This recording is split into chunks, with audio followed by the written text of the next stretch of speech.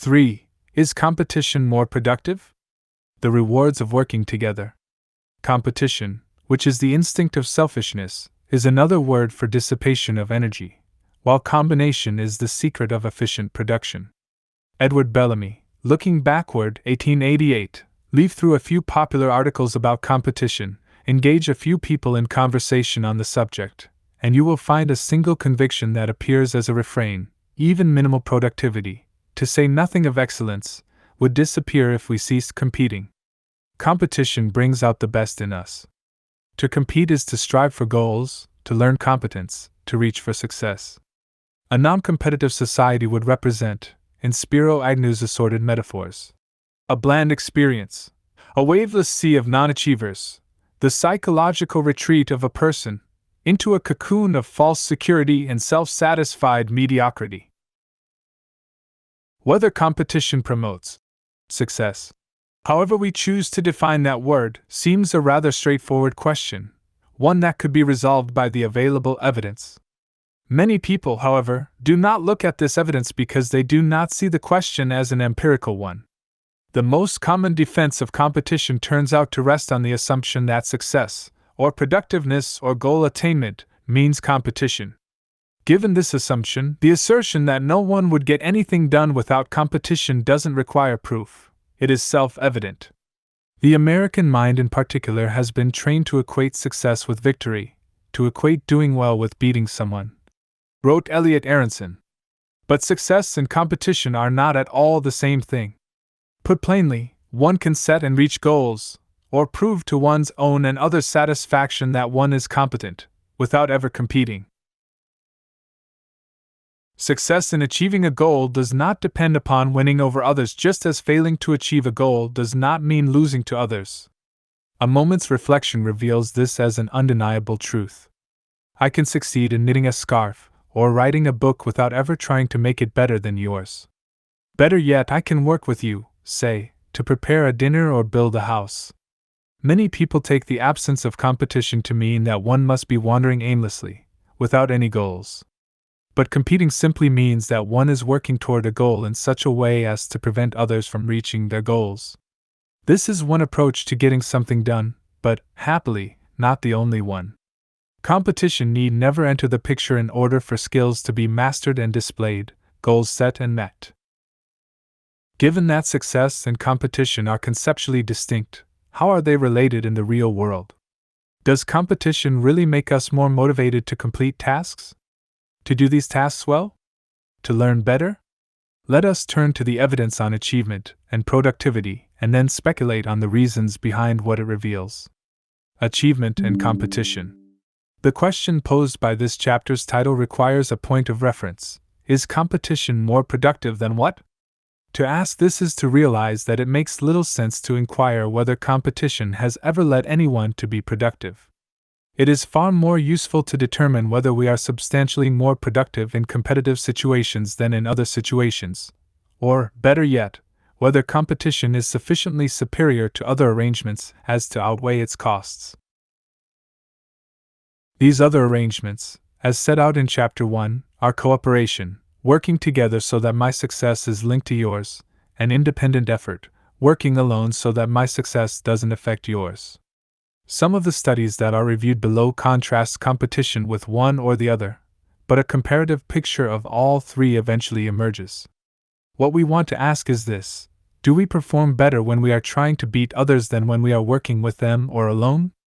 It is necessary, of course, to specify the nature of the task, the measure of performance, the age and temperament of the subjects, the setting of the experiment, and a dozen other variables. But the evidence is so overwhelmingly clear and consistent that the answer to this question already can be reported: almost never. Superior performance not only does not require competition, it usually seems to require its absence.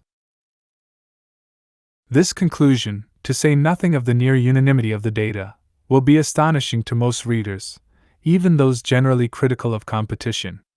As the preceding chapter noted, we are carefully trained not only to compete but to believe that a competitive arrangement results in superior performance.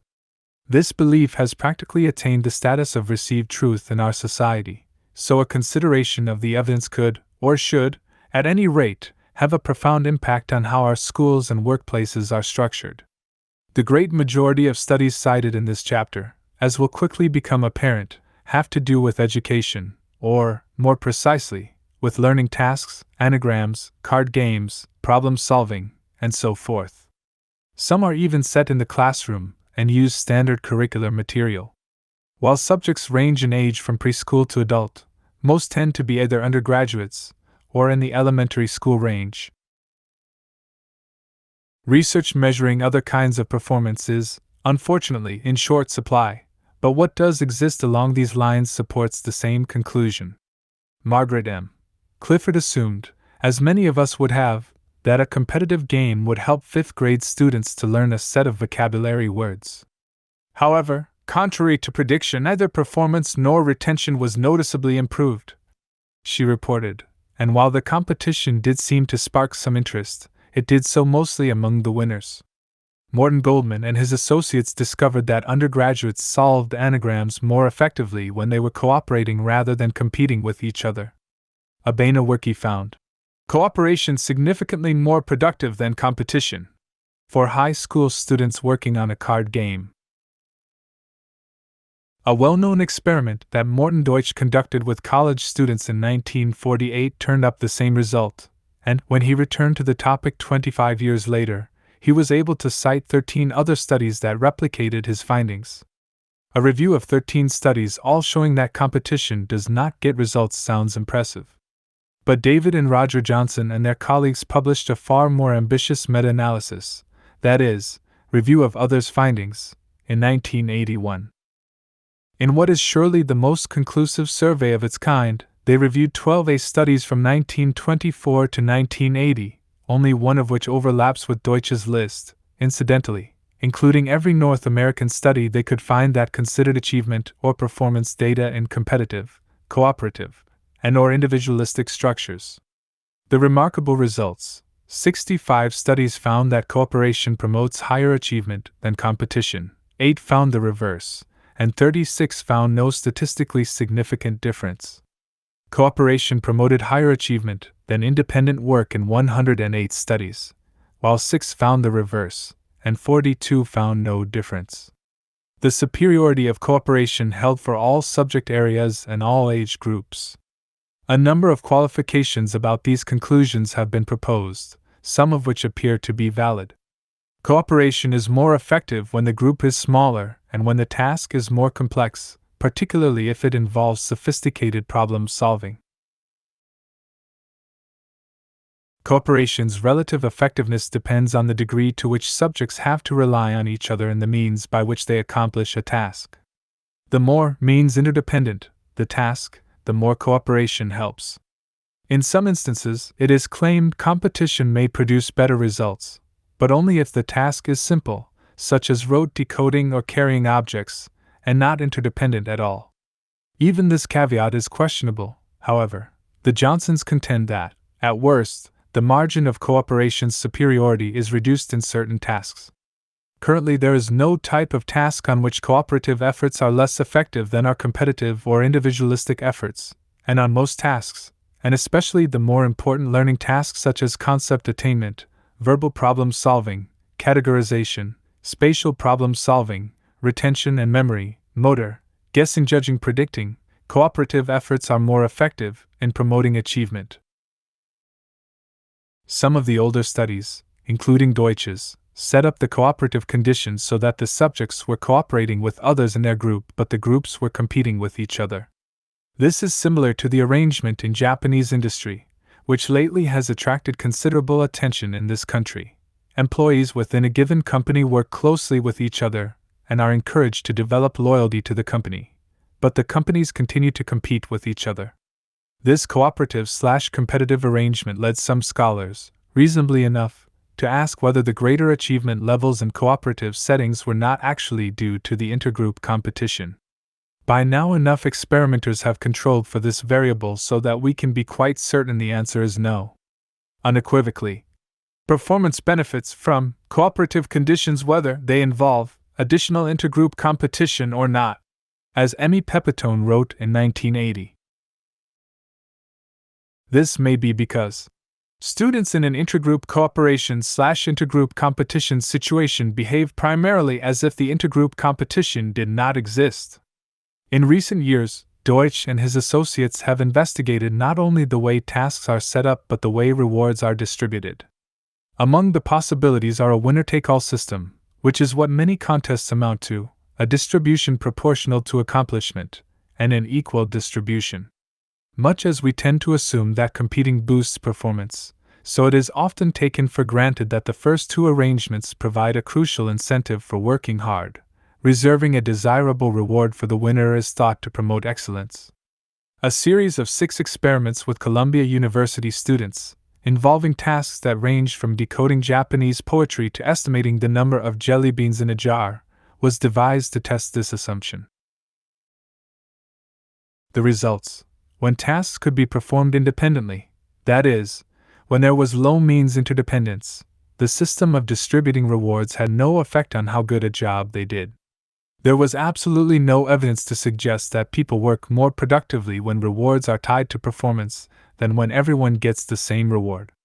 But for those tasks where success depends on working together, there was a clear difference. A system of equal rewards, Deutsch discovered, gives the best results, and the competitive winner-take-all system gives the poorest results. Many of the studies I have been reviewing define achievement in a rather conventional, quantified way. Traditional examinations to measure what has been learned in a classroom, for example, are biased in favor of the competitive approach, and this may account for why some studies found no significant differences between competition and cooperation. It is remarkable, then, that even with such measures, competition does not work well. Once we move from such measures of achievement as speed of performance, number of problems solved, or amount of information recalled, though, and consider the quality of performance, we find that competition fares even worse. Some of the rather primitive experiments in the 1920s that found people work faster at a mechanical task when they are competing nevertheless discovered that the quality of work was poorer under competitive conditions. More recent research confirms that significantly more complex products were made in the cooperative condition than in the competitive condition, and that the discussion process in cooperative groups promotes the discovery and development of higher quality cognitive strategies for learning than does the individual reasoning found in competitive and individualistic learning situations.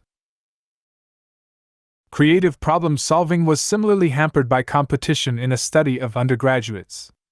A 1983 German study found that the competitiveness of fourth graders, as measured by a 15-item picture test, correlated negatively with school achievement. So far from making us more productive, then, a structure that pits us against one another tends to inhibit our performance. Children simply do not learn better when education is transformed into competitive struggle.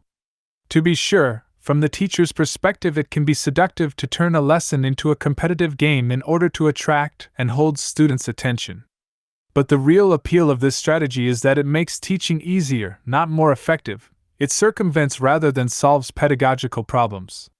The fact that children seem to enjoy it says virtually nothing about how well it teaches them.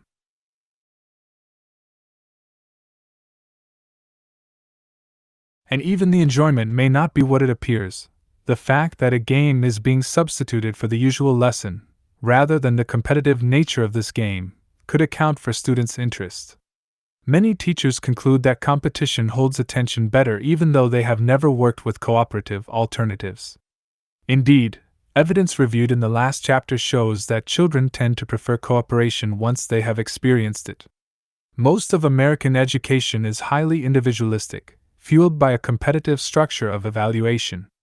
Sometimes competition, either individual or group, also finds its way into the curriculum itself.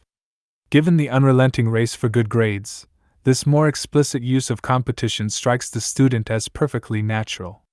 On the other hand, cooperation of the kind described in all these studies is unfamiliar, no more than an abstraction, really, to many of us, including teachers. It is worth considering in more detail how a cooperative classroom actually works. Cooperation means more than putting people into groups. It suggests, rather, group participation in a project where the result is the product of common effort, the goal is shared, and each member's success is linked with every other's.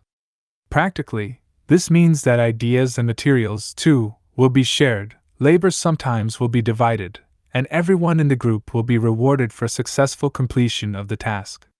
Aronson, for example, conceived the jigsaw method of learning. When the task is to learn about the life of a well-known person, each member of a group is given information about one period of the individual's life. Members of the group are thus dependent on each other in order to complete the assignment. The brothers Johnson, by contrast, offered a straightforward assignment. How many things can our group find that make a difference in how long a candle burns? That involved less structured division of labor. Elsewhere, they suggest setting up groups of students who represent a range of abilities and instructing them to help one another. When everyone in their group has mastered the solutions, they go look for another group to help until everyone in the class understands how to work the problems. Since group performance in problem solving is superior to even the individual work of the most expert group members, it should not be surprising that students learn better when they cooperate. But the last technique, having students help one another, raises the question of whether students with lower ability are being helped at the expense of those with higher ability. Is this true? Knowledge, happily, is not a zero-sum product. Anyone who has taught or tutored knows that doing so not only reinforces one's own knowledge, but often pulls one to a more sophisticated understanding of the material.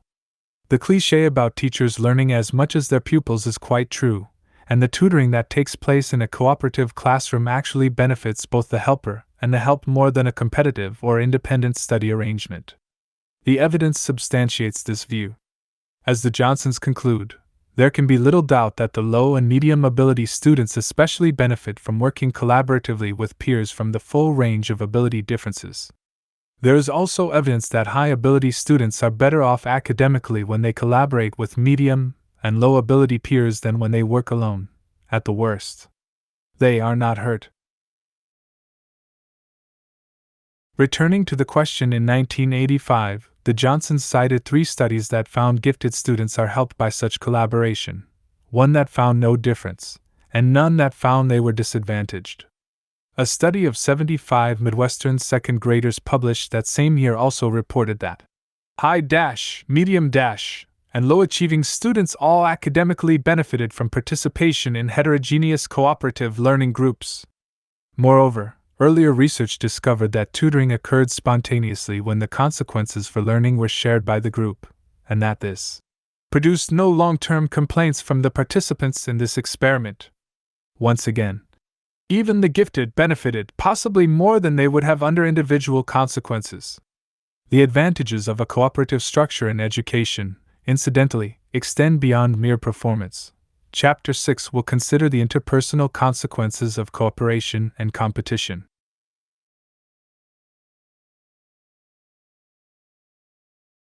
Most of these studies assess performance in terms of learning, with the schoolroom as the prototype if not the actual setting.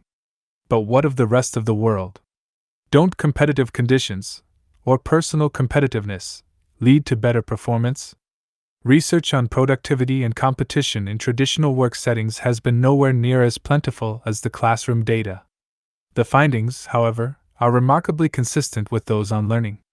One early study, which has become something of a classic in sociological investigation, was conducted by Peter Blau in 1954. Blau compared 2 groups of interviewers in an employment agency. In one, there was fierce competition to fill job openings. The other group worked cooperatively. Members of the first group, who were personally ambitious and extremely concerned about productivity, hoarded job notifications rather than posting them so everyone could see them, as they were supposed to do.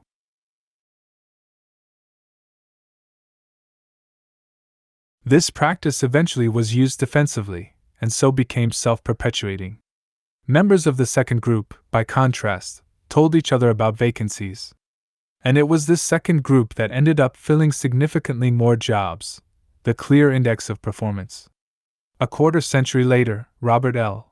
Helmreich of the University of Texas and his colleagues decided to investigate the relationship between achievement, on the one hand, and such traits as the orientation toward work, mastery, preference for challenging tasks, and competitiveness, on the other. A sample of 103 male PhD scientists were rated on these three factors based on a questionnaire. Achievement, meanwhile, was defined in terms of the number of times their work was cited by colleagues. The result was that the most citations were obtained by those high on the work and mastery but low on the competitiveness scale. This startled Helmreich, who did not expect that competitiveness would have a deleterious effect. Could the result be a fluke? He conducted another study, this one involving academic psychologists. The result was the same. He did two more studies, one involving male businessmen, measuring achievement by their salaries, and the other with 1,300 male and female undergraduates, using grade point average as the attainment criterion. In both cases, he again found a significant negative correlation between competitiveness and achievement. Of the four studies, the one involving businessmen was particularly exciting to him because the stereotype of the very successful businessman is of someone who is highly competitive. A stereotype called into serious question by these findings. In fact, as he and his colleague Janet Spence later observed, the data dramatically refute the contention that competitiveness is vital to a successful business career.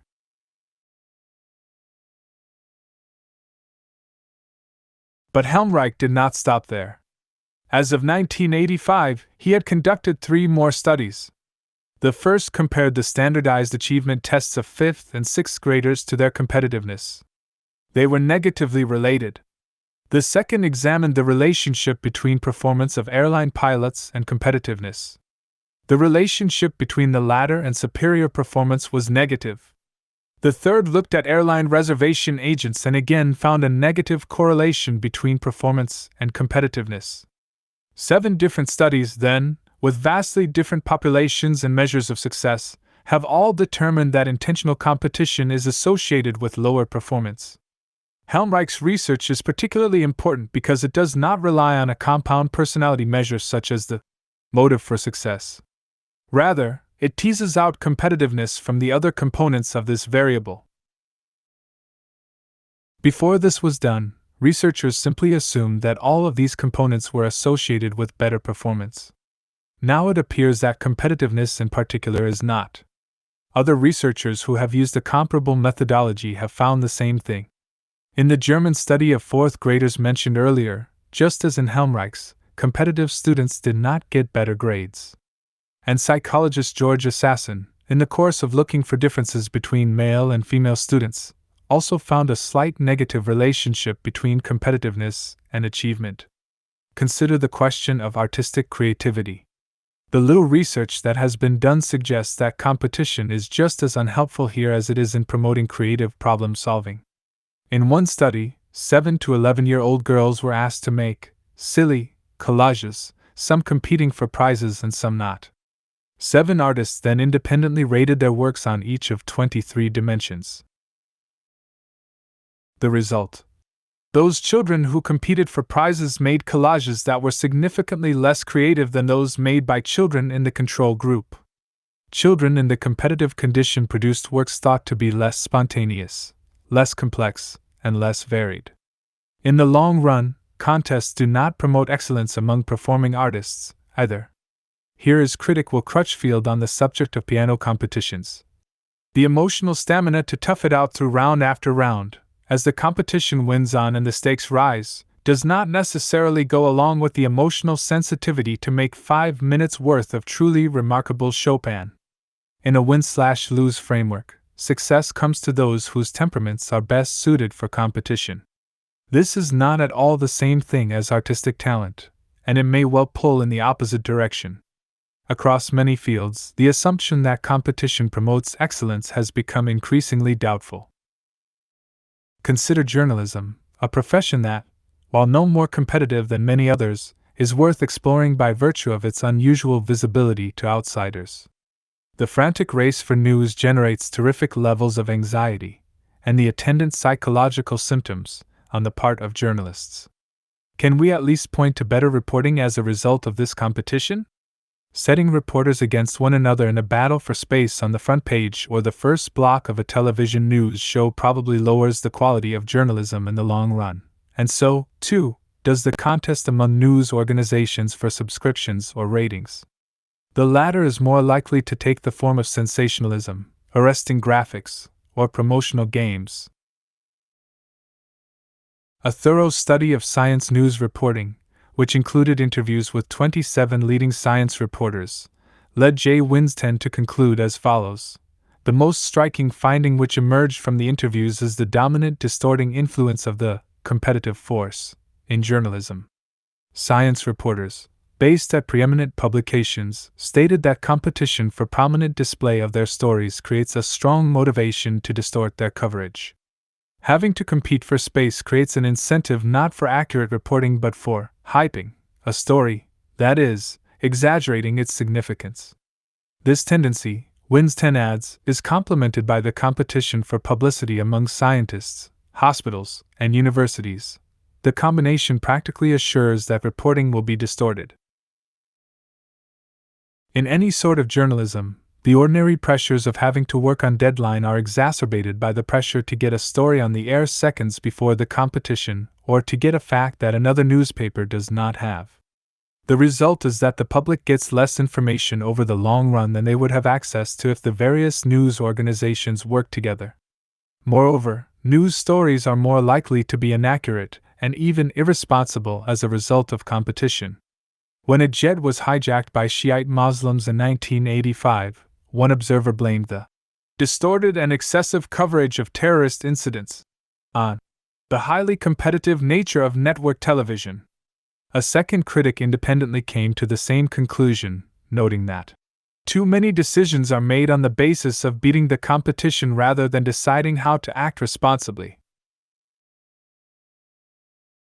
The structure of competitive journalism creates a situation in which a professional or ethical inclination to forego coverage, or at least to pause in order to consider the implications of running a story, or to double-check the facts, is invariably overridden by the fear that one's rival will get the scoop.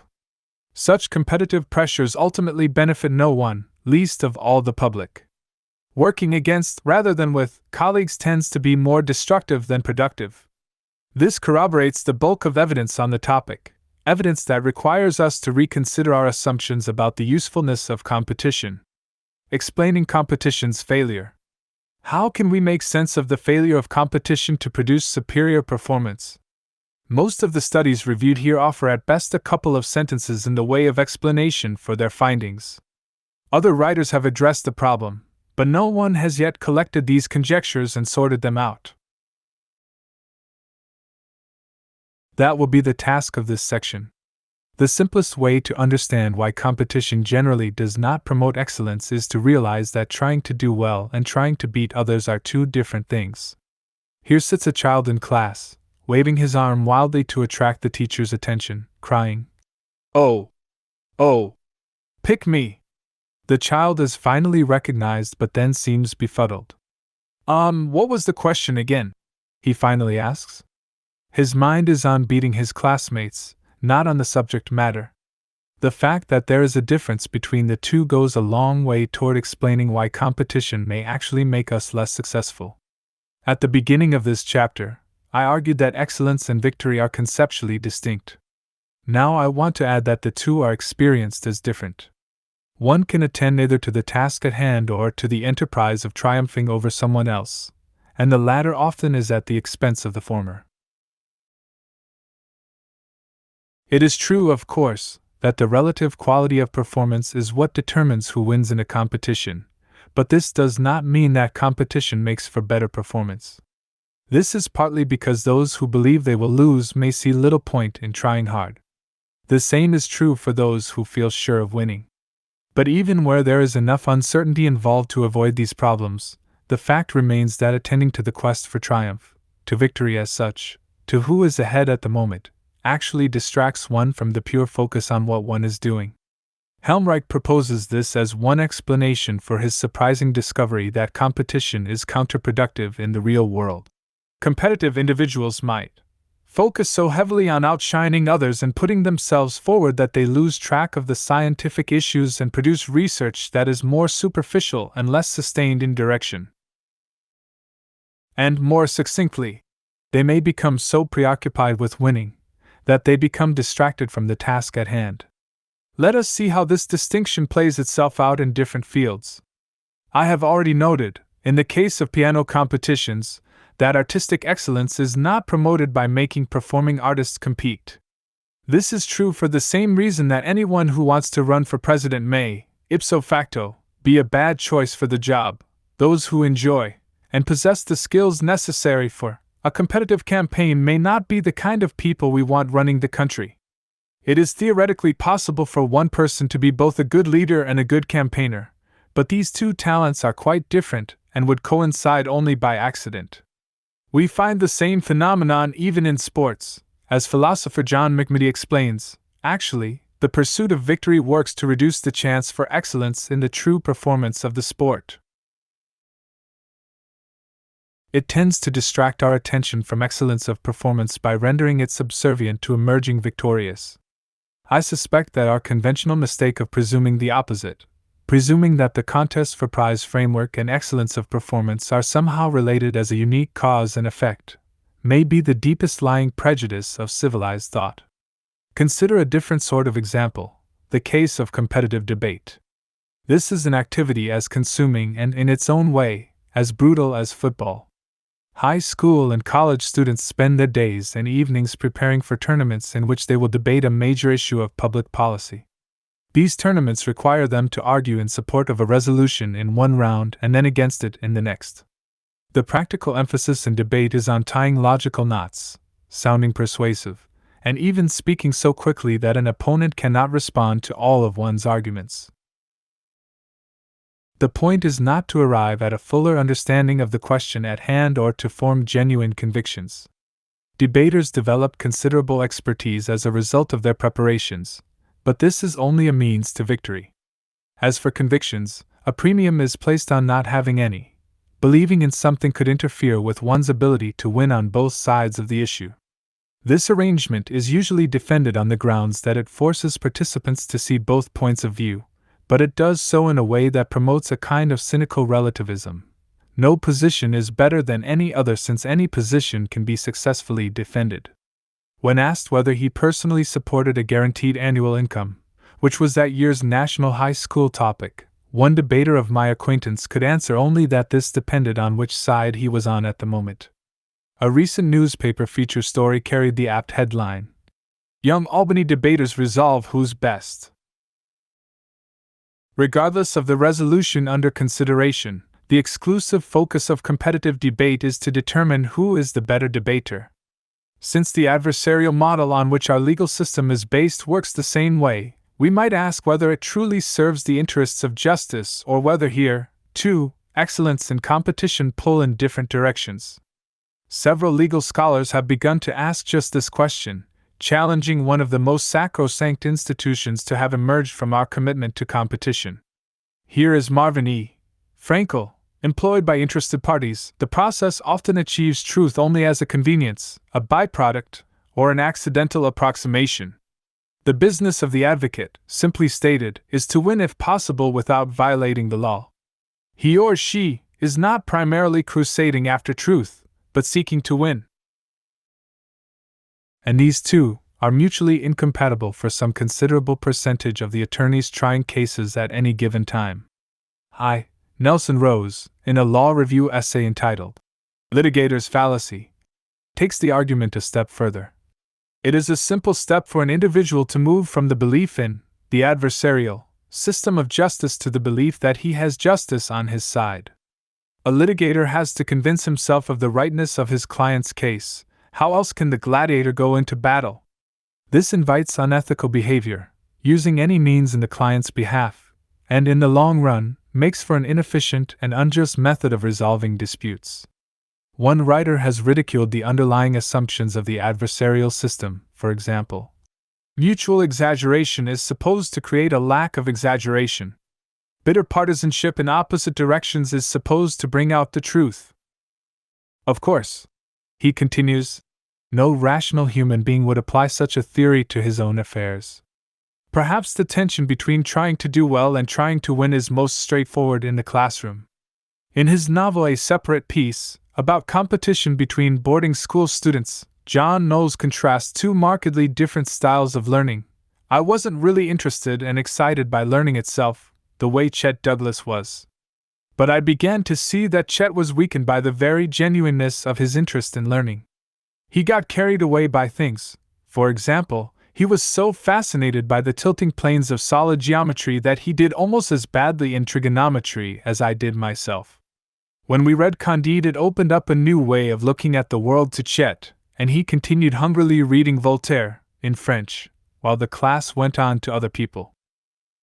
He was vulnerable there, because to me they were all pretty much alike, Voltaire and Molière and the laws of motion and the Magna Carta and the pathetic fallacy and tests of the d'Urberville, and I worked indiscriminately on all of them.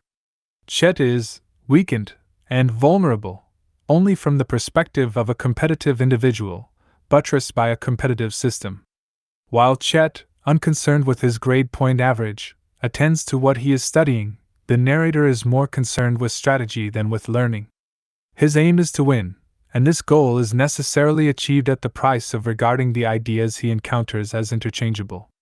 If this seems to describe many of the most successful products of our educational system, competition may have something to do with it.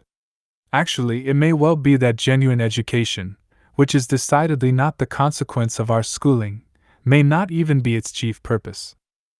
The point of competition, suggests education critic George Leonard, is not really to help students learn other subjects, but to teach competition itself. David Campbell similarly observes that the whole frantic, irrational scramble to beat others is essential for the kind of institution our schools are. Namely, bargain basement personnel screening agencies for business and government. Winning and losing are what our schools are all about, not education. Just as standardized testing chiefly prepares one to be a competent taker of standardized tests, so competition perpetuates itself, and often does so to the exclusion of the subject supposedly being taught. Forcing children to compete is sometimes defended precisely on these grounds. That is, that early experience with competition will lead to more effective competition in later life. To some extent, this is true. One does learn strategies of competing by virtue of repeated exposure, just as one learns to regard other people as so many barriers to one's own success.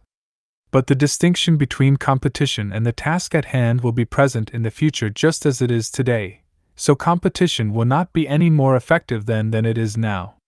Moreover, many people's early unsuccessful experiences with competition will cause them to try to avoid competitive situations for the rest of their lives. The idea that trying to do well and trying to do better than others may work at cross purposes can be understood in the context of an issue addressed by motivational theorists. We do best at the tasks we enjoy. An outside or extrinsic motivator, money, grades, the trappings of competitive success, simply cannot take the place of an activity we find rewarding in itself. While extrinsic motivation may affect performance, wrote Margaret Clifford, performance is dependent upon learning, which in turn is primarily dependent upon intrinsic motivation. More specifically, a significant performance increase on a highly complex task will be dependent upon intrinsic motivation. In fact, even people who are judged to be high in achievement motivation do not perform well unless extrinsic motivation has been minimized, as several studies have shown. Competition works just as any other extrinsic motivator does. As Edward Deci, one of the leading students of this topic, has written, the reward for extrinsically motivated behavior is something that is separate from and follows the behavior. With competitive activities, the reward is typically winning, that is, beating the other person or the other team, so the reward is actually extrinsic to the activity itself. This has been corroborated by subjective reports. People who are more competitive regard themselves as being extrinsically motivated. Like any other extrinsic motivator, competition cannot produce the kind of results that flow from enjoying the activity itself. But this tells only half the story. As research by Deci and others has shown, the use of extrinsic motivators actually tends to undermine intrinsic motivation and thus adversely affect performance in the long run. The introduction of, say, monetary reward will edge out intrinsic satisfaction. Once this reward is withdrawn, the activity may well cease even though no reward at all was necessary for its performance earlier. Money, may work to buy off one's intrinsic motivation for an activity. And this decreased motivation appears, from the results of the field experiment, to be more than just a temporary phenomenon. Extrinsic motivators, in other words, are not only ineffective but corrosive. They eat away at the kind of motivation that does produce results. This effect has been shown specifically with competition. In a 1981 study, 80 undergraduates worked on a spatial relations puzzle. Some of them were asked to try to solve it more quickly than the person sitting next to them, while others did not have to compete. The subjects then sat alone, but clandestinely observed, for a few minutes in a room that contained a similar puzzle. The time they voluntarily spent working on it, together with a self-report on how interested they had been in solving the puzzle, constituted the measure of intrinsic interest. As predicted, the students who had been competing were less intrinsically motivated than those who had originally worked on the puzzle in a non-competitive environment. It was concluded that trying to beat another party is extrinsic in nature and tends to decrease people's intrinsic motivation for the target activity. It appears that when people are instructed to compete at an activity, they begin to see that activity as an instrument for winning rather than an activity which is mastery-oriented and rewarding in its own right. Thus, competition seems to work like many other extrinsic rewards in that, under certain circumstances, it tends to be perceived as controlling and tends to decrease intrinsic motivation. Competing not only distracts you from a task at a given moment, it also makes you less interested in that task over the long run, and this results in poorer performance. In an article about female athletes, Jennifer Levin cited 2 studies showing that when one does compete, intrinsic motivation tends to dramatically decrease, especially for women. Again, this effect is especially salient in the classroom. The late John Holt put it well: we destroy the love of learning in children, which is so strong when they are small, by encouraging and compelling them to work for petty and contemptible rewards, gold stars, or papers marked 100 and tacked to the wall, or A's on report cards, or honor rolls, or dean's lists, or Phi Beta Kappa keys, in short, for the ignoble satisfaction of feeling that they are better than someone else. This process is shameful for many reasons, but the one I want to stress here is the resultant decline in learning. Performance ultimately suffers from competition just as it suffers from the use of any extrinsic motivator. One final observation: to the extent that an extrinsic motivator can have a positive effect, one of the most powerful motivators is not money or victory but a sense of accountability to other people. This is precisely what cooperation establishes: the knowledge that others are depending on you. The only stake others have in your performance under a competitive arrangement is a desire to see you fail.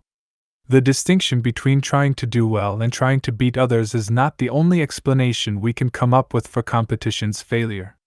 Competition also precludes the more efficient use of resources that cooperation allows. One of the clear implications of the research conducted by David and Roger Johnson is that people working cooperatively succeed because a group is greater than the sum of its parts. This is not necessarily true for all activities, of course. Sometimes independent work is the best approach. But very often, more often than many of us assume, cooperation takes advantage of the skills of each member as well as the mysterious but undeniable process by which interaction seems to enhance individuals' abilities. Coordination of effort and division of labor are possible when people work with each other, as Deutsch saw.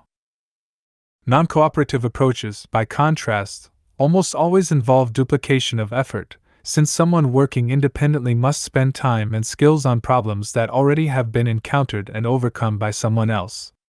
A technical hitch, for example, is more likely to be solved quickly and imaginatively if scientists, including scientists from different countries, pool their talents rather than compete against one another. Here it is not competition that is peculiarly unproductive. Any kind of individual work suffers from this drawback. But structural competition has the practical effect of making people suspicious of and hostile toward one another, and thus of actively discouraging cooperation. The evidence on competition and affiliation will be reviewed in detail in Chapter 6. This occurred to both Peter Blau and Robert Helmreich as they tried to make sense of their respective findings. Blau's competitive employment agency workers, in their eagerness to make many placements, often ignored their relationships with others. Their non-competitive counterparts, meanwhile, enjoyed more social cohesion, which enhanced operating efficiency by facilitating cooperation. Helmreich likewise proposed that highly competitive individuals may alienate and threaten others who are in a position to assist and support them in their activities. The dynamics of cooperative effort make this arrangement far more efficient, while competitors hardly are predisposed to like and trust each other enough to benefit from it. Moreover, as the Johnsons point out, people who feel accepted by others also feel safe enough to explore problems more freely, take risks, play with possibilities, and benefit from mistakes rather than endure a climate in which mistakes must be hidden in order to avoid ridicule. None of these is likely to occur when a potential partner has been transformed into an opponent, which is, of course, what competition entails. Beyond the greater efficiency of cooperation, it is also true that competition's unpleasantness diminishes performance. While many people apparently enjoy competitive games, a subject to which we will return in the next chapter, it would seem that most of us find competition distinctly unpleasant in most circumstances. Recall, for example, the data indicating a preference for cooperation in both recreation and learning on the part of preschoolers through undergraduates. Largely because it is more fun, but also because it is more productive, thus setting an auspicious cycle in motion, cooperation induces people to perform better. In the classroom, it also promotes more positive attitudes toward the subject area and the instruction experience, thereby promising more intrinsic motivation and continued superior work in the future. The pattern that keeps appearing, in which competition not only fails to contribute to success but positively inhibits it, turns up again here. Not only is competition not enjoyable enough to elicit high achievement, it is a distinct cause of anxiety. Even if the tangible stakes, money, job, trophy, grades, are not always high when people compete, the psychological stakes invariably are. In any given competition, most people will lose. Anticipation of failure combined with, and fueled by, memory of previous failure is a recipe for agitation, nervousness, and similar emotional states that interfere with performance when they occur to any significant degree. Ruth Benedict describes Japanese adults who began to make mistakes and were far slower when a competitor was introduced. They did best when they were measuring their improvement against their own record, not when they were measuring themselves against others. They felt the competition so keenly as an aggression that they turned their attention to their relation to the aggressor instead of concentrating on the job in hand. Of course, this effect is far from uniform across all cultures or all individuals. It does, however, appear to be a widespread phenomenon even in a highly competitive society like ours, where one might have expected people to have become inured to the effect. In his study, Blau pointed to the reduction of anxiety in the cooperative group as another explanation for its higher productivity. Other studies, too, have discovered higher levels of anxiety among subjects who compete, which is, in turn, correlated with inferior performance. One line of research within behavioral psychology, in fact, regards competition as an aversive stimulus, rather like electric shock. To the extent that some people complete a task more rapidly in a competitive condition, then it may be because they are attempting to end the competition as quickly as possible so as to escape from its unpleasantness. Those who defend competition typically do not deny that it produces anxiety. Instead, they insist that anxiety motivates us to perform better. It is true that slight anxiety can be productively arousing. The Yerkes-Dodson law, as it has come to be known, states that there is an optimum level of arousal for every task, and that this level is lower for tasks that are more complex and difficult. But it would seem that competition often produces inhibiting levels of anxiety. At best, the stressfulness of a competitive situation causes us to try to avoid failure. And trying to avoid failure is not at all the same thing as trying to succeed. On the contrary, as the well-known motivation theorist John Atkinson wrote, the tendency to avoid failure functions to oppose and dampen the tendency to undertake achievement-oriented activities. The need to cut one's losses often results in reluctance to enter the competitive arena in the first place, deciding not to apply for the job or promotion, staying away from competitive recreation, remaining silent in the classroom, and so on. The person trying to avoid failure who is forced to compete may, paradoxically, become so agitated as to bring on failure, and this can happen irrespective of the task's nature or difficulty. In any case, he or she certainly will not be in an ideal state for creative problem solving. While this effect is very widespread, it will naturally be most pronounced among those who believe, rightly or wrongly, that they stand little chance of winning. Competition will lower achievement markedly for such individuals, which seriously affects the performance of the whole group, class, corporation, society. One way a competitive culture deals with those who find competition unpleasant, of course, is to accuse them of being afraid of losing. This language typically is used for purposes of derogation rather than explanation. The people who use such language often imply that fear is the only reason competition is opposed. Michael Novak, for example, refers to those who deplore and secretly dread the intense competitiveness of American life, while Christopher Lasch transforms criticism of competition into distrust, and then asserts that this distrust seems to originate in a fear that unconscious impulses and fantasies will overwhelm us if we allow them expression. This is really a fancy version of taunting one's playmates by calling them chicken.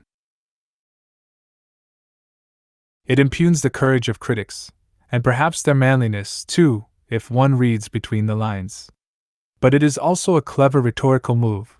It counterposes those who can offer reasons for their advocacy of competition with those who oppose it sheerly because of their emotional state.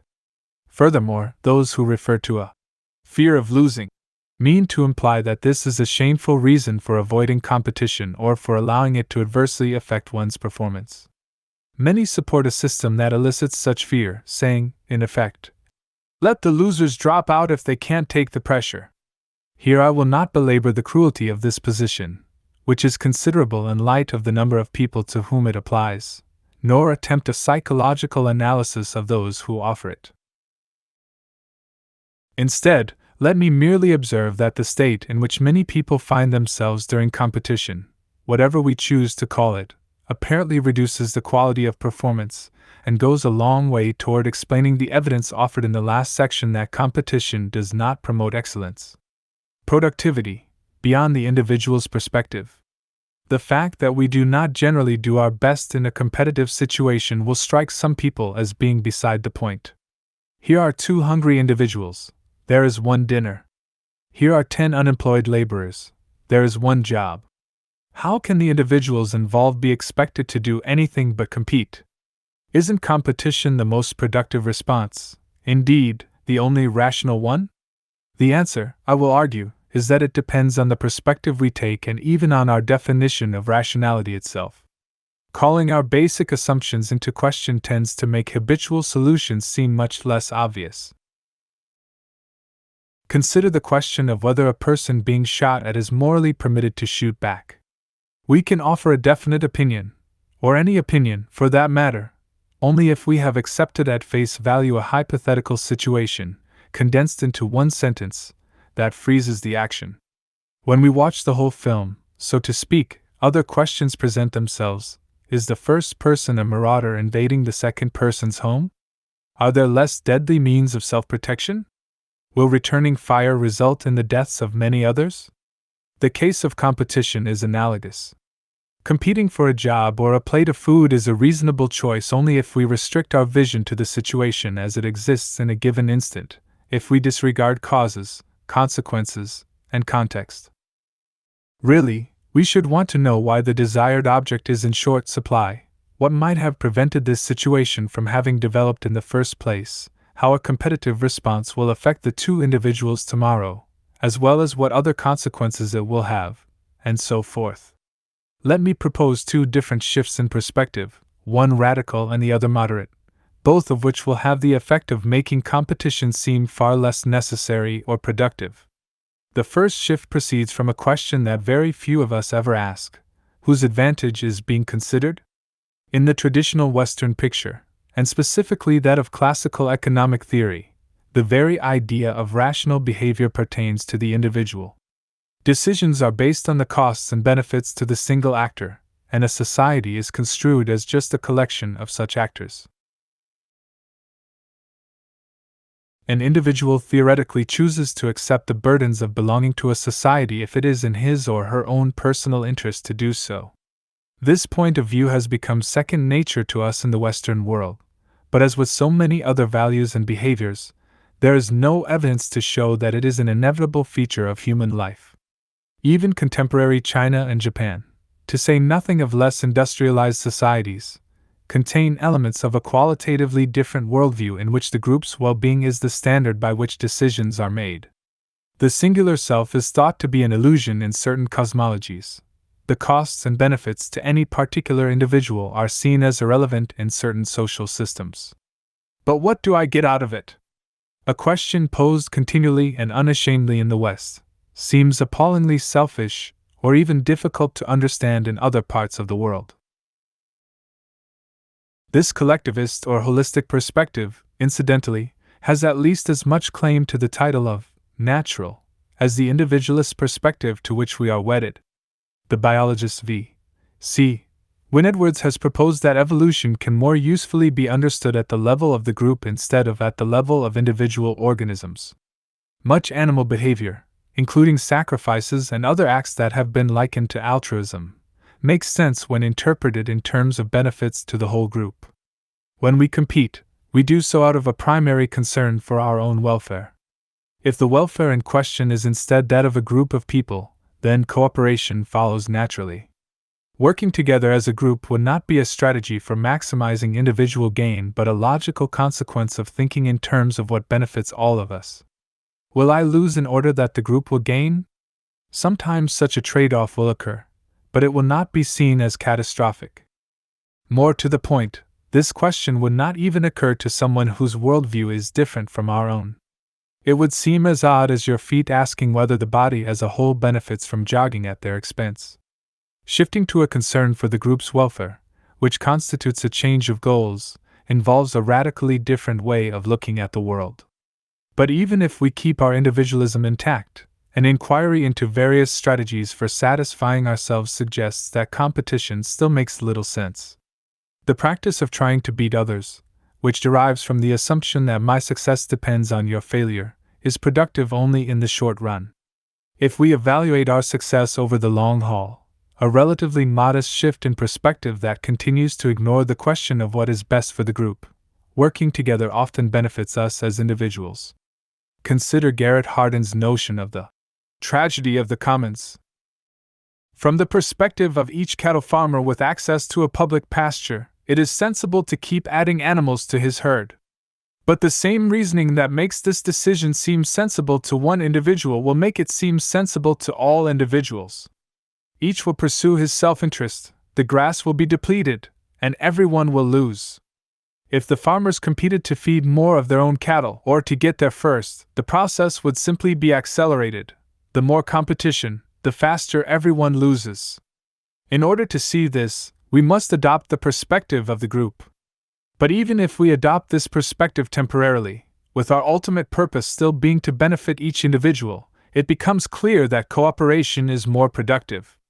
There are countless other examples of how cooperation works better than the competitive or independent pursuit of private gain.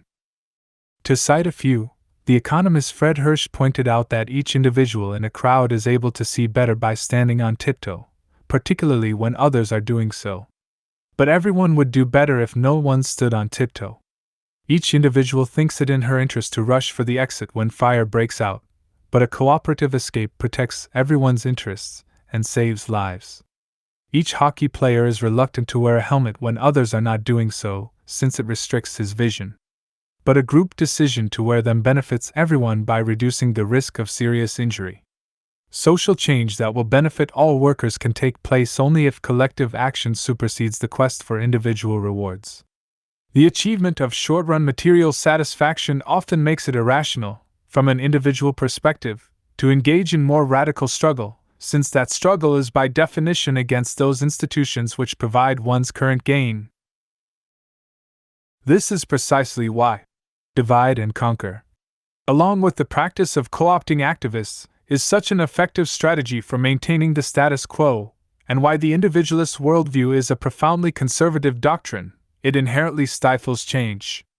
The most thoroughly documented example of how cooperation is a more effective means to personal gain, and how working at cross purposes has the paradoxical effect of hurting everyone, comes from the Prisoner's Dilemma (PD) game that is so popular among psychologists. Each of two players, you and another, simultaneously chooses to cooperate or defect, and your decisions, taken together, determine the reward. Both cooperate. You 3, other 3, you defect, the other cooperates. You 5, other O, you cooperate, the other defects. You O, other 5, both defect. You 1, other 1, here is the intriguing part. If the other person has defected, your losses will be cut if you defect too. On the other hand, if the other person has cooperated, you can maximize your gain by defecting. From a strictly individual perspective, then, it seems rational to defect in either case. But seen as a unit, the two players do best when both cooperate. In the long run, each player does best when both cooperate. The game is somewhat contrived, of course, but its point is readily applicable to real life. Many of us pursue strategies that appear to be productive just so long as our standard remains what is in our own immediate best interest. When our perspective is widened, we can see how this strategy is self-defeating to the community and, ultimately, even to ourselves. Political scientist Robert Axelrod used the PD game to help determine whether individual nations would do better by cooperating or competing, a question firmly rooted in conventional Western individualism. He invited game theorists to submit computer programs with PD strategies. Each program was then matched against all the others. The most successful entry, tit for tat, was the one that began by cooperating and then simply reciprocated the opponent's last move. A second tournament elicited more devious strategies, many of which included frequent defections, but tit for tat won again. Axelrod notes that this program succeeded by eliciting cooperation from others, not by defeating them. And he concludes that cooperation based on reciprocity can get started in a predominantly non-cooperative world, can thrive in a variegated environment, and can defend itself once fully established. He stresses that people, or nations, are most apt to cooperate when they are relatively likely to have to deal with each other again in the future. Other research with PD demonstrates that players do better, that is, cooperate more consistently, when they are given the chance to talk with each other beforehand. The first shift in perspective, from considering what benefits me to what benefits the group, entails seeing most of Western political science and economics as fundamentally misconceived. Adam Smith asserted that when each person endeavored to further his or her best interests, each person gained. To someone who has rejected an individualist ethic, this proposition rests on a faulty assumption, namely, the a priori belief that our analysis should be based on the solitary actor. The second, more moderate shift in perspective, which leaves our worldview similar to Smith's but offers a long-range view, leads us to conclude that the prime theorist of capitalism was simply wrong. Everyone does not benefit when we struggle against each other for private gain. It is a simple matter of examining the evidence. To distinguish between what is rational for the individual and what is rational for the group is finally misleading because the former is not rational, period. It is damaging not just to the group, but to the individual. But even this modest conclusion seems radical in light of our current zero-sum mentality. Having thoroughly assimilated the attitude that the better I do, the worse you do, and vice versa, we are not open to mutually advantageous agreement or cooperation of any kind. The costs can be high. The nightmarish problems now facing Mexico City, for example, are explained by its mayor as follows. With our attitude in the past and perhaps also in the present, we have disordered this city because we have put individual interests before the collective interest. Similarly, although nuclear war benefits no one, some Americans take Soviet endorsement of any arms control agreement as sufficient reason to oppose it. If it's in their interest, it automatically must be against our interest. The enormous potential in mutual benefit, cooperative strategies will not be tapped, or even understood, until we broaden our perspective beyond the narrow prejudice that we always do best by trying to beat others. Economic competition. In considering the social features of productivity, this chapter already has broached the matter of economic competition. This is a subject almost impossible to avoid in the course of exploring the effects of competition in our culture, particularly inasmuch as our economic system may well be the prototype of competition from which other varieties derive. Capitalism can be thought of as the heart of competitiveness in American society. Interestingly, most critics of capitalism are concerned not so much with the competitive basis of the system as with the fact that this competition is, in practice, unfair. Surely this criticism is well earned. It is a curious race indeed in which one competitor must try to scramble up from poverty while another starts out with a huge trust fund. A multinational corporation, similarly, has the capital and the tax advantages that allow it to trounce, or simply acquire, a small competitor. Once a business becomes large enough, e.g., Chrysler, Lockheed, Continental Bank, it simply cannot be allowed to fail. The result is that most sectors of the economy are becoming ever more concentrated, with a handful of concerns controlling the lion's share of business. Other profound inequities exist in an economy whose competition is so grossly unfair, or, to use the euphemism of choice, imperfect. More than half of the largest 250 corporations paid no taxes, or received rebates, in at least one of 3 years in the mid-1980s. While 40 to 50 million Americans live in poverty. Despite the enormous discrepancy between perfect competition and the actual state of our economic system, competition is still the stated ideal. Businesspeople and public officials use the term as an honorific, discussing ways in which they can make their companies and countries more competitive, and never pausing to ask whether a competitive system really is the best possible arrangement. Even progressive thinkers have come to identify true competition as the rarely realized ideal, and cooperation, manifested as collusion, price fixing, and so on, as the salient evil.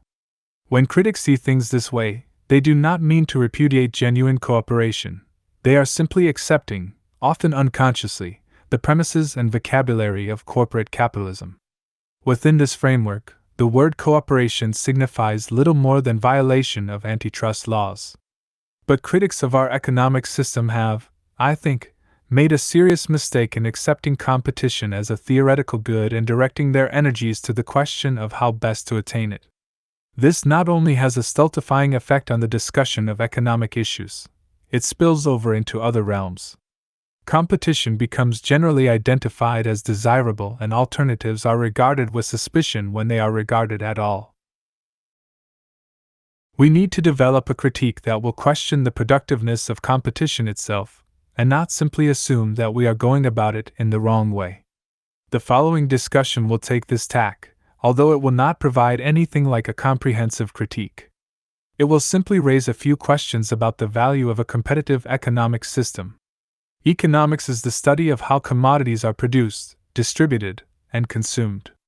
Most economists see their job as finding the most efficient means of satisfying demand for these commodities.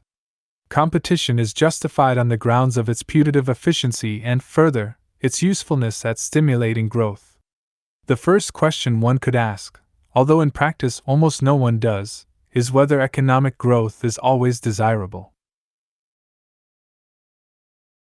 Paul Wachtel, in his book The Poverty of Affluence, shows how such growth entails significant costs to our health and safety, makes our working lives unhappy. For all we might gain in quality of life as consumers, we lose as producers, fails to bring about greater equity, and actually represents a desperate and futile attempt to compensate for psychological and social deficiencies. But let us assume for the sake of the argument that producing more goods is a legitimate goal. Does a competitive system represent the best way to meet this goal? We have considerable reason to doubt that it does. Working to maximize individual gain by competing against others can be counterproductive in the long run, as the last section suggested. The evidence already reviewed from Robert Helmreich demonstrates that competitiveness does not make people more productive, even when productivity is measured by a businessman's earnings.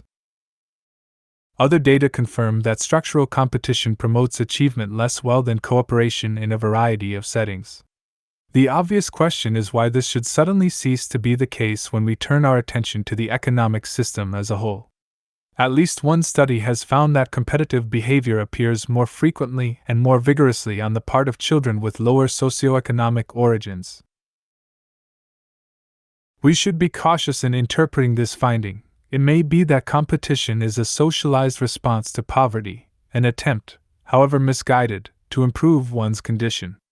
Alternatively, it may reflect the fact that competition appears to be particularly stressed in lower-income schools. But such a finding, considered alongside Helmreich's, suggests that competition may just be counterproductive.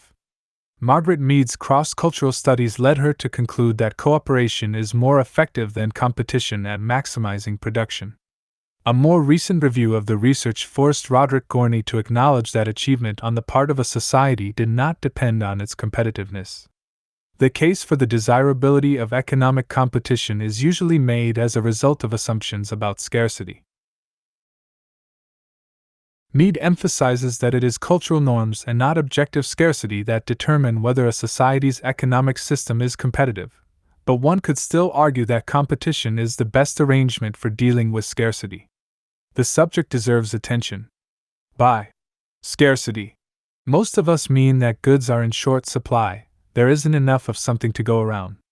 While there often is no clear-cut understanding of what constitutes enough, the simple fact is that there is more than sufficient food to sustain everyone on the planet. The same is true of land and renewable energy. The important question, then, is why the staples of life are so egregiously maldistributed. Why, for example, the United States, with a little more than 5% of the world's population, uses something like 40% of the world's resources. What appears to be a problem of scarcity usually turns out, on closer inspection, to be a problem of distribution.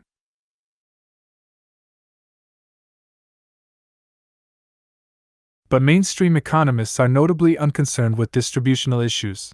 They talk only about whether a given system is productive or efficient, and it is up to us to ask.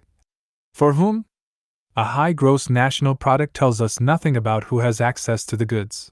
Likewise, the absence of goods on the part of particular individuals or nations raises the question of whether someone else has a surfeit. The point is this: if there is enough of the necessities to go around but they are not going around, the debate must shift to the impact of competition on matters of distribution. Can the inequities be blamed on competition itself? Even if not, the key question is whether more competition would rectify the situation. It is hard to imagine how it could. Whoever has more resources is far more likely to win a contest, thus giving her even more resources for the next contest, and so on until the opponent is utterly vanquished or someone steps in to stop the competition. Government regulations and income transfer mechanisms, which free market apologists correctly identify as limitations on pure competition, are all that prevent inequities even more pronounced than those now in existence.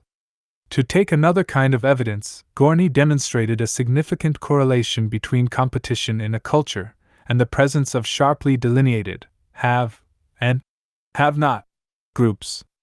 On whatever grounds competition might be defended, equity simply cannot be considered one of its benefits. Thus, it would seem to be precisely the wrong strategy for dealing with the maldistribution of goods, which is perhaps the most critical economic reality to be addressed. When economists talk about scarcity, however, they generally are not using the word to mean that goods are in short supply.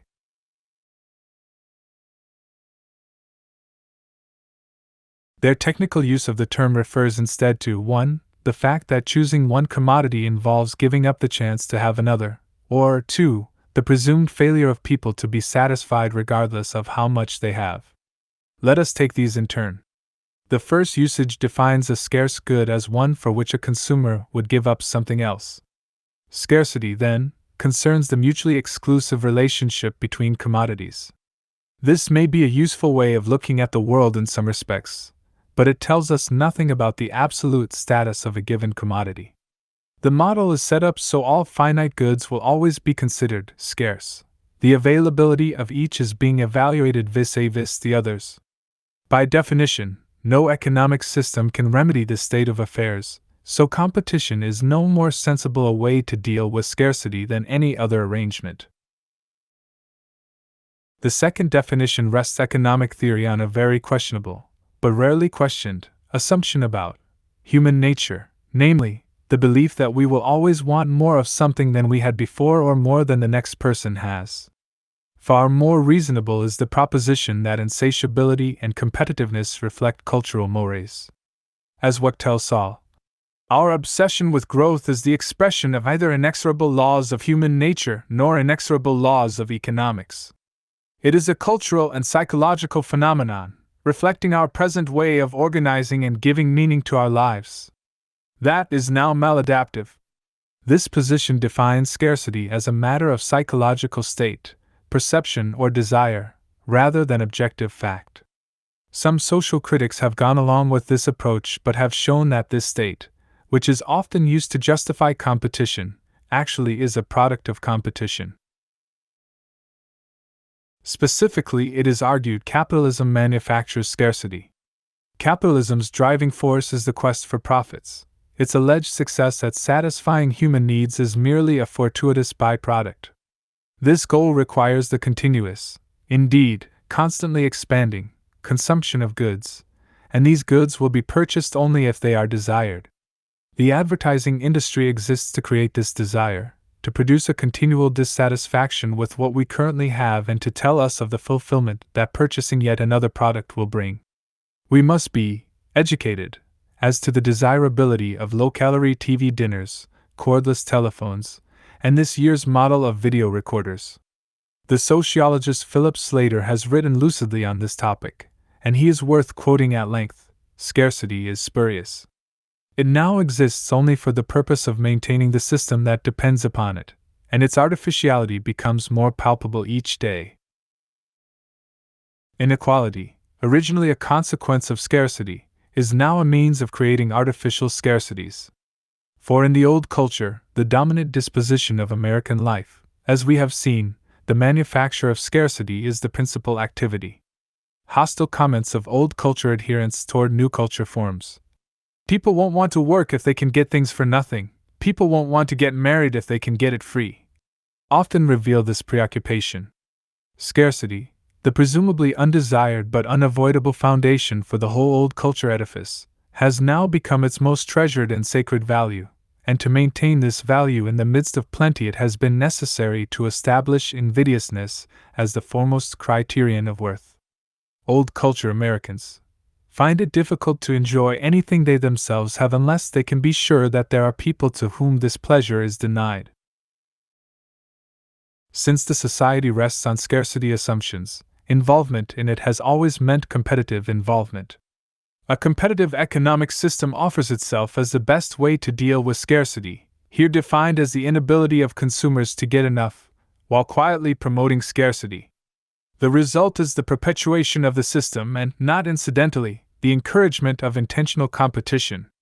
Capitalism works on the same principle as a glass company whose employees spend their nights breaking people's windows and their days boasting of the public service they provide.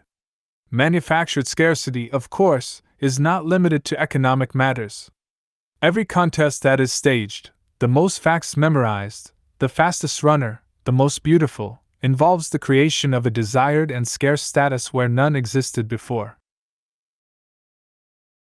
Social psychologist Emmy Pepitone emphasizes the artificiality of this status.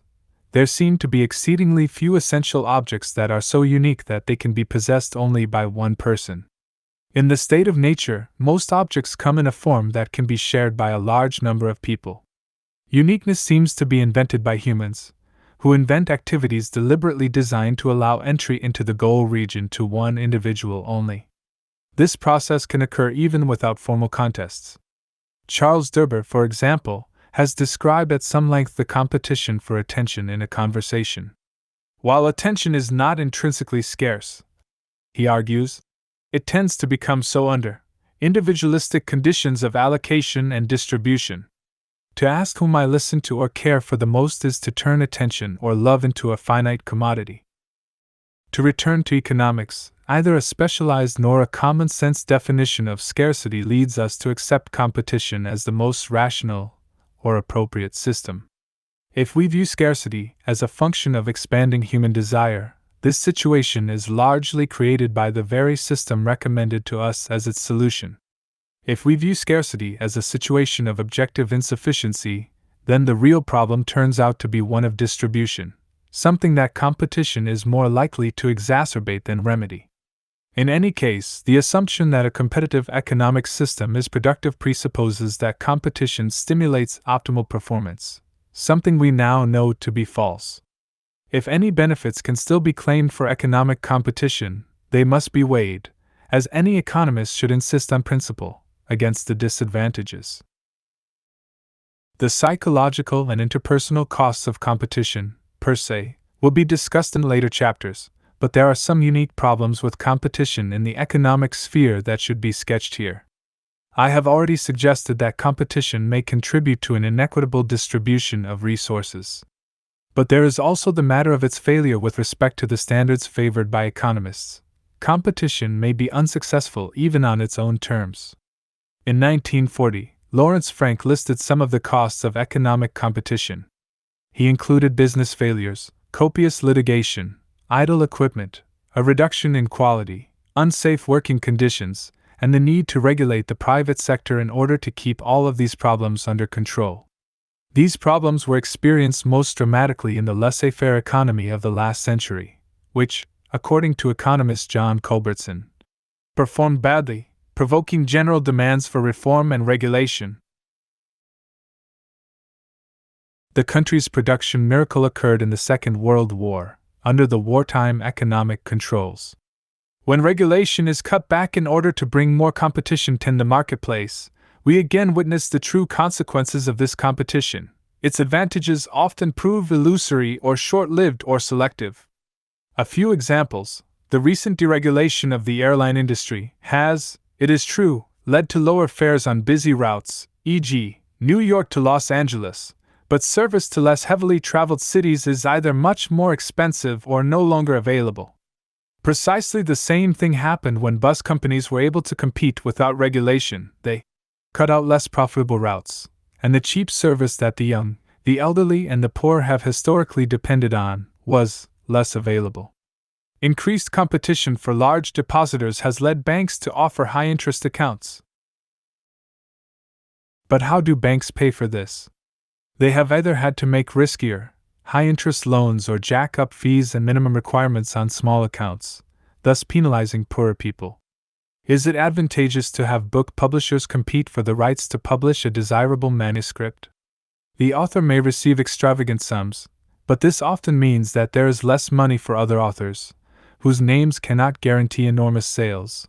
Arguably, the reading public loses, too. States compete fiercely for business investment by lowering their taxes. The corporations benefit, but citizens lose critical services when the tax base declines. Examples of this sort are limited only by the varieties of economic competition. I am intentionally calling attention to cases where it is competition itself, rather than unfair competition, that is involved. A fierce price war between two giant conglomerates often has the effect of driving small businesses out of the market, and even apologists of capitalism usually acknowledge this is not desirable.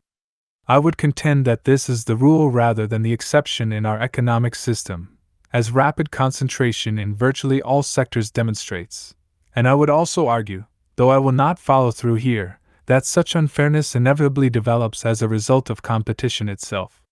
This aside, competition is of questionable value. The watchword of classical economics, that competition keeps prices down, is far from obvious. When economists are presented with counterexamples, they sometimes respond by saying that the higher price, for, say, an airline ticket, is perfectly appropriate since this is its natural price. But in what sense is it natural? In that the market, i.e., a competitive system, decrees it. Since the value of the competitive system is precisely what is at issue, it begs the question to say that anything resulting from the system is ipso facto justified. We need to ask whether it is really true that competition is the most efficient arrangement across the board. A comprehensive investigation is beyond the scope of this book and my competence, but these few remarks may at least open this dogma to question. Beyond the matter of prices, let us ask what effect competition has on quality. Even if the race for profits results in a higher speed of production and greater volume, this may well come at the expense of quality. Norman Lear, for example, insists that the dreadful mediocrity of television programming is a direct result of competition among the networks. Earlier I noted that trying to be number one and trying to do a task well are two different things. Here we may observe the relevance of this distinction to economics. The aim of competition often becomes one of winning the market rather than producing a better product, argues Arthur W. Kohn. Competition seeks to prove superiority, even if it does not exist. It places the emphasis upon capturing the buyer rather than producing a better product. It is exactly in this vein that Sinclair Lewis has Babbitt hear a confession from his friend in the roofing business. "You know, my business isn't distributing roofing. It's principally keeping my competitors from distributing roofing. Same with you. All we do is cut each other's throats and make the public pay for it." Similar examples can be found in virtually any competitive sector. Competition may reduce not only quality but safety. With airplanes, as with most products, the best design from an economic standpoint is the worst thing for safety. The more ferocious the competition among manufacturers, the less consideration we can expect that safety will receive. While no manufacturer would build an unsafe aircraft intentionally, argues Frederick C. Thayer, competitive pressures can affect judgments. The race to keep up may have introduced hidden dangers. What is true of the shoddily assembled DC-10 is true of the dangerous drug that a pharmaceutical firm has marketed hastily in order to beat its rivals, or of the waste spewed out by a business that feared installing pollution control equipment would cause it to lose its competitive edge. Let us not overlook, finally, the non-economic costs of economic competition, which have been said to include a loss of community and sociability, a heightening of selfishness, and such other consequences as anxiety, hostility, obsessional thinking, and the suppression of individuality. In all, we may conclude from this admittedly incomplete discussion that economic competition of any kind may be a more dubious proposition than is generally assumed. This, let me emphasize again, is not to suggest that criticism of unfair competition is misplaced or that all kinds of economic competition are equally harmful.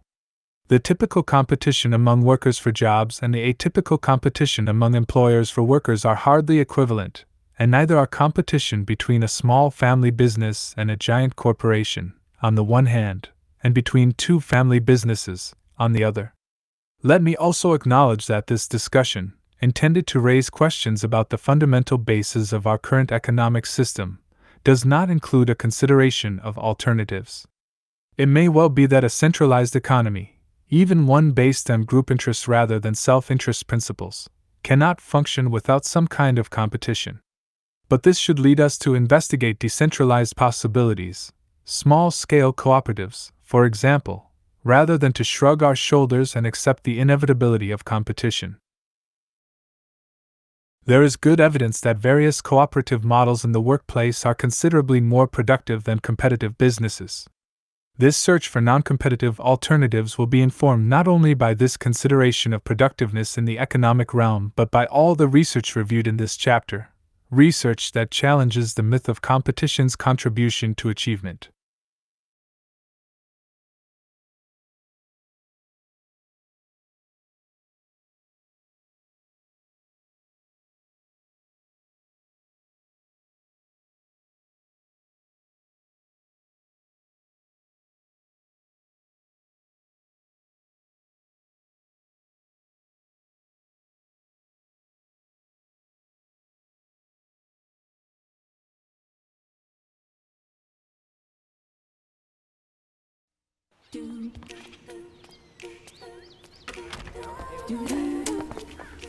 Hey! Hey! Hey!